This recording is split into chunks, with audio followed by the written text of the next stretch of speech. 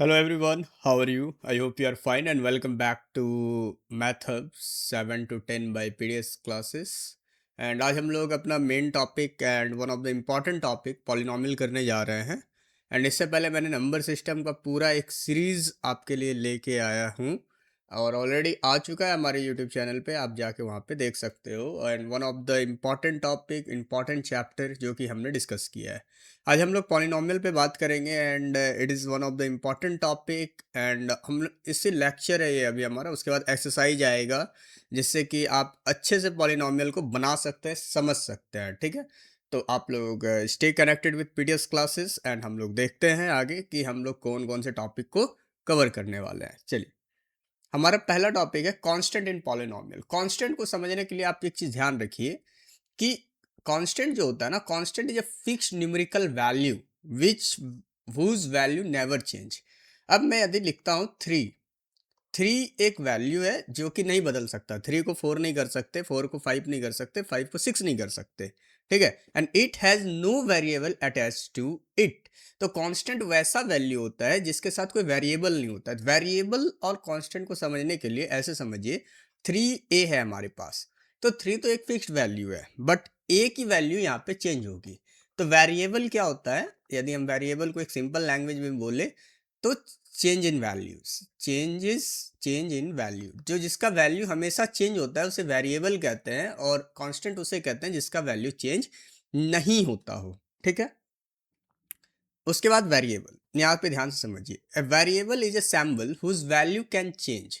Variable वैसा symbol है जिसका वैल्यू चेंज होता है। जनरली हम लोग वेरिएबल को लेटर्स के थ्रू लिखते हैं, एक्स वाई ए एम, कुछ भी, जैसे कोई भी लेटर आप लिखते हो तो वो क्या है, वेरिएबल है। जैसे कि यदि मैं आपसे पूछूं थ्री ए प्लस फाइव, ठीक है, तो इसमें थ्री और फाइव एक कांस्टेंट वैल्यू है। ठीक है, three and five is constant, but जब बात आती है ए की, तो ए क्या है, एक वेरिएबल है। क्यों? क्योंकि हो सकता है द वैल्यू ऑफ ए कुछ भी दिया हो, वन दिया हो, ए का वैल्यू टू दिया हो, ए का वैल्यू थ्री दिया हो, ए का वैल्यू फोर दिया हो। Because we don't have fixed value, हमारे पास फिक्स्ड वैल्यू है ही नहीं।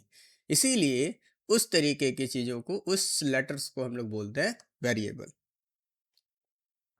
उसके बाद एल्जेब्रिक एक्सप्रेशन क्या होता है? ठीक है, तो N algebraic expression is a combination of variable. Algebraic expression, what is algebraic expression? It's a combination of variable, constants and mathematical operations. ठीक है, जैसे कि यदि आप कुछ भी लिखते हैं, जैसे थ्री, ये क्या है, ये कांस्टेंट है, ए वेरिएबल है। अब प्लस कर दिए हम, फिर लिख दिए क्या, बी, तो ये क्या है, एल्जेब्रिक एक्सप्रेशन है। ठीक है, अब एल्जेब्रिक एक्सप्रेशन को ही आगे पॉलिनॉमियल अभी बन जाता है। ठीक है, तो चलिए हम लोग आगे भी देखते हैं इस चीज़ों को। तो एल्जेब्रिक एक्सप्रेशन है, अब देखो terms of N algebraic expression. Algebraic expression का कितना टर्म्स होता है? देखो टर्म्स तो बहुत सारा हो सकता है, बट प्लस और माइनस साइन जो भी, जब देख एक मैं एल्जेब्रिक एक्सप्रेशन लिख के बताता हूँ आपको, तब आपको समझ में आएगा। Five X square minus nine X plus four, how many terms are there in this algebraic expression? There are three terms. ठीक है, पहला टर्म है फाइव एक्स स्क्वायर, दूसरा टर्म है नाइन एक्स एंड तीसरा टर्म है four. There are three terms. तो जो भी एल्जेब्रिक एक्सप्रेशन होता है उसके जो टर्म्स होते हैं वो प्लस और माइनस साइन से सेपरेट किए जाते हैं। ठीक है, अब जैसे आप कुछ भी लिख सकते हो, Y to the power four plus Y to the power two plus Y plus ninety, 95। चलो मान लो, तो इसमें कितने टर्म्स हैं हमारे पास? फोर टर्म्स हैं। ठीक है, तो इसी को बोलते हैं हम लोग terms of N algebraic expression. उसके बाद पॉलिनॉमियल क्या है, क्योंकि यही तो हमारा टॉपिक है कि पॉलिनॉमियल क्या है। देखो पॉलिनॉमियल जो है, a polynomial is an algebraic expression made up of, polynomial जो है वो भी एक एल्जेब्रिक एक्सप्रेशन है जिसमें कि क्या चीज से बनता है वो, variable, constant, coefficients and whole number power of variable. ये whole number power of variable क्या है, इसको अभी मैं डिस्कशन करूंगा क्योंकि ये भी हमारा एक टॉपिक ही है। उसके बाद what are the conditions to be a polynomial? Polynomial बनने के लिए देखो, पॉलिनॉमियल यदि आपको मैं ऐसे समझाऊं, तो कोई भी अलजेब्रिक एक्सप्रेशन यदि आप लिखते हैं, जैसे कि चलिए पहले वाला एग्जांपल लेता हूं, five X square minus nine X plus four, it's an algebraic expression as well as polynomial. ठीक है। तो जब आप 6 7 तक थे, 8 तक थे, तब आप इसको एल्जेब्रिक एक्सप्रेशन के नाम से जानते थे, but in ninth it is known as polynomial. ठीक है। तो अब हम इसी को जानते हैं कि भाई पॉलिनोमियल, कोई भी एक्सप्रेशन वो पॉलिनोमियल है, इसकी कंडीशन क्या होगी, क्योंकि कोई भी नंबर पॉलिनोमियल नहीं हो सकता, इस चीज को ध्यान रखना है। तो फर्स्ट कंडीशन क्या होगा कि power must be whole number, जो पावर है वो होल नंबर होना चाहिए। ठीक है, होल नंबर होना चाहिए, मीन्स एक्स स्क्वायर, मतलब होल नंबर ही ये होना चाहिए। इट नॉट एन इंटीजर, ध्यान से समझना, इंटीजर नहीं होना चाहिए। ठीक है। उसके बाद रूट नहीं होना चाहिए, फ्रैक्शन में नहीं होना चाहिए। अब देखो ऐसा ही मैंने बस इतना सा समझो कि पावर आपका क्या होना चाहिए, होल नंबर। जब आप इसे देखते हो तो ये रॉन्ग क्यों है, क्योंकि ये पावर आपका इंटीजर हो गया। अब जब आप इसको एक्स रूट एक्स है तो आप क्या लिखेंगे, हाफ। तो ये क्या हो गया, फ्रैक्शन हो गया, ये भी होल नंबर नहीं है। एंड 1/x, तो जब आप इसको ऐसे लिखते हैं तो ये बस वो -1 हो जाता है। ठीक है, क्योंकि इन्वर्स है। तो ये तीनों ही जो नंबर है ये क्या है, ये जो एक्सप्रेशन है ये रॉन्ग हो जाएगा in case it is not a polynomial. यदि मैं आपसे पूछूं x square plus root x plus 5, it's a polynomial और not? Sir, it is not a polynomial. Why? Because polynomial में क्या बोला गया कि आपका ये पावर होल नंबर ही होना चाहिए, बट जब आप इसको सॉल्व करोगे तो ये यहाँ पे फ्रैक्शन को अपने साथ लेके आता है, जिसके कारण कि ये एक्सप्रेशन पॉलिनोमियल नहीं बचा। सेकंड की कंडीशन, सेकंड कंडीशन 2 क्या है, variable can not be in denominator. Variable जो है वो डेनोमिनेटर में नहीं होना चाहिए। जैसे ये 3x² + 5, it's correct, nothing nothing. But इसमें क्या है कि ये जो वेरिएबल है x, ध्यान से देखो, ठीक है, ये क्या हो गया आपके लिए, x is a variable, and because variable is in denominator, so it should not be a polynomial, ये polynomial नहीं होगा। After this condition 3, no fractional power, कोई भी फ्रैक्शनल पावर नहीं होना चाहिए। जैसे मैंने आपको बताया था, it's only should be a whole number, इसमें सिर्फ होल नंबर ही होना चाहिए। डिग्री ऑफ पॉलिनोमियल, तो देखो कोई भी जब आप पॉलिनोमियल लिखते हो, जैसे कि मैं आपको लिख के बताता हूँ, एक एक हम लोग ले लेते हैं, अपने मन से ही ले लेते हैं, मान के चलो एक एक्सप्रेशन, एक्सप्रेशन हम लिखते हैं x⁻³ - 5x² plus x+2। What is the degree of the polynomial? तो degree of polynomial is always known as highest power of the variable. Degree of a polynomial is always known as highest power of the polynomial. So what is the highest power of this polynomial is 3। समझे? तो इस expression का degree क्या हो जाएगा, 3 हो जाएगा। After this we have what is the standard form of a polynomial. देखो जो स्टैंडर्ड फॉर्म है, a polynomial written in ascending order of power is called its standard form. देखो यहाँ पे बात हो रहा है, sorry, descending, descending order of powers, मतलब कि आपको हाईएस्ट पावर को पहले लिखना है। जैसे एग्जांपल ले लेता हूँ मैं, जैसे यदि मैं आपको ऐसे लिख देता हूँ x² + y⁴ प्लस z³ +5। ठीक है। तो what is the standard form of polynomial? तो हम इसे कैसे लिखेंगे, जो भी हाईएस्ट पावर है उसको पहले लिखेंगे। ठीक है। तो y⁴ plus z³ plus x² plus 5, and this is known as what, standard form of a polynomial. After this polynomial of various degree, ठीक है, वेरियस डिग्री का पॉलिनोमियल क्या होता है, इस चीज को समझो।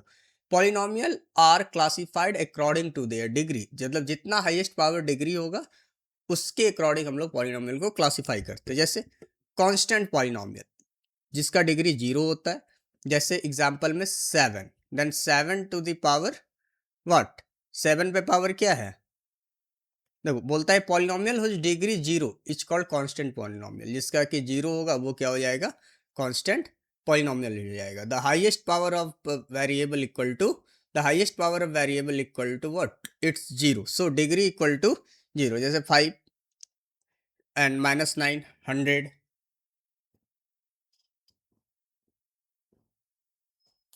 उसके बाद हम लोग आते हैं, वैसे मैं आपको इसके देखता हूँ मैं आगे है या नहीं है। हाँ, यहाँ से चालू हो रहा है आपका पॉलिनॉमियल ऑफ वेरियस डिग्री में। पहला है linear linear polynomial. Linear polynomial degree 1, मतलब हाईएस्ट पावर जिसका 1 रहेगा उसे लीनियर बोलेंगे। जैसे 3 to the power 3x है ना, 3x + 5, what is the highest degree of a polynomial? It's nothing, it's only 1। ठीक है, तो डिग्री 1 हुआ, तो इस तरीके को बोलेंगे हम लोग व्हाट, लीनियर पॉलिनॉमियल, जिसकी डिग्री 1 होगी। उसके बाद क्वाड्रेटिक पॉलिनोमियल, डिग्री कितना होना चाहिए, 2। जैसे यहाँ पे क्या है, x⁴ 2। उसके बाद क्यूबिक में क्या होगा, 3 होगा। ठीक है, जिसका 3 पावर होगा, हाईएस्ट पावर 3 होगा, डिग्री 3 होगा, उसे हम लोग बोलेंगे cubic polynomial. And after this we have biquadratic polynomial. Biquadratic में क्या होगा, 4 होगा। ठीक है, ध्यान से समझिएगा, तो जिसका डिग्री 4 होगा उसे हम लोग बोलेंगे बाई क्वाड्रेटिक पॉलिनोमियल। अब चलो देखो, डिग्री 0 रहेगा कांस्टेंट पॉलिनोमियल, डिग्री 1 रहेगा it's a linear polynomial, degree 2 रहेगा it's a quadratic polynomial, degree 3 रहेगा क्यूबिक, एंड डिग्री 4 रहेगा बाई क्वाड्रेटिक पॉलिनोमियल। उसके बाद number of terms in a polynomial, जब वो टर्म्स मैंने आपको स्टार्टिंग में बताया था कि the number of parts separated by plus and minus are called what, terms of a polynomial. According to the number of terms polynomial are classified as, ध्यान से समझो, मोनोनोमियल। मोनोनोमियल में सिंगल टर्म होता है। ठीक है, सिंगल टर्म, जैसे आप कुछ भी लिख लो 5x², चाहे 7 लिख लो, चाहे -3x लिख लो, सिंगल टर्म होगा, it's known as what, mononomial. उसके बाद होता है बायोनोमियल, 2 टर्म्स, देखो प्लस एंड माइनस, प्लस से सेपरेट किया गया है, इसको माइनस से सेपरेट किया, it's at only 2 term, it's known as binomial. उसके बाद ट्राइनोमियल। ट्राइनोमियल में क्या है, a polynomial having 3 terms is known as trinomial, x², 5x और 6। ठीक है, 3 टर्म्स। उसके बाद polynomial more than 3 terms, more than 3 terms is known as what, polynomial. 3 term से ज्यादा रहेगा वो पॉलिनोमियल में क्लासीफाई हो जाएगा, x⁴ 2x³, 3x², 4x and 5। After this we have a constant polynomial, जिसका कि the polynomial whose degree is 0 is called constant polynomial because this contain no variable.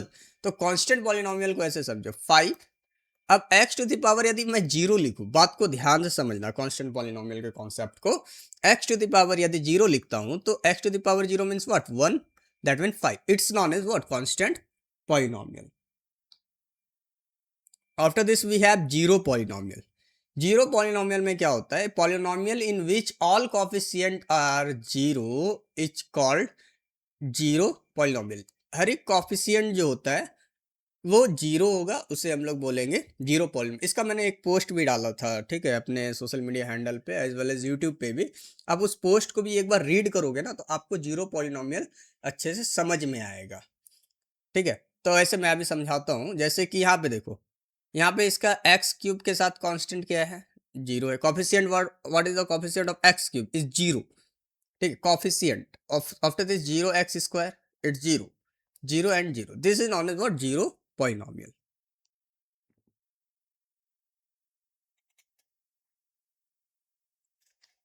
And this exercise is completed, sorry not exercise, this lecture is completed। ठीक है, ये lecture आपका complete होता है। हम लोग अब चलेंगे अपने एक्सरसाइज की तरफ। आई होप कि आपको ये लेक्चर पसंद आया है।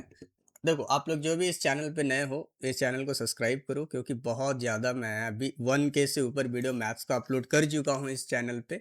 आप उसे वॉच कर सकते हो, शॉर्ट्स वीडियो है, 100 डे शॉर्ट्स, 100 डे मैथमेटिक्स का मैंने एक चैलेंज भी लाया था, ऑलरेडी वो कंप्लीट हो चुका है, आप उसे भी जाके देख सकते हो, वो भी बहुत अच्छी वीडियो थी। एंड वहाँ से भी आप कुछ कुछ चीज़ें सीख सकते हो। अभी हम लोग इस एक्सरसाइज पे बात करेंगे, इसके एक्सरसाइज पे। ये तो मैंने लेक्चर दिया, आपको जो पार्ट नहीं समझ में आता है ना, आप मुझे कमेंट करो, ठीक है, उसका मैं एक स्पेसिफिक वीडियो बनाऊंगा उस टॉपिक पे, और मैं आपको और भी डिटेल में बताऊंगा। ठीक है, ऐसा नहीं है कि जो चीज़ें आपको नहीं समझ में आई तो आपको टेंशन लेने की ज़रूरत है, नहीं ऐसा नहीं है। हो सकता है किसी को ए नहीं समझ में आया तो किसी को बी नहीं समझ में आया, तो आप वैसे कमेंट करो, कमेंट करने के बाद मुझे पता चल जाएगा कि आपको क्या नहीं समझ में आया और मैं एक डेडिकेटेड वीडियो आपके लिए बनाऊँगा। So thanks for watching, we will meet soon in the next lecture and lecture should be on the behalf of polynomial.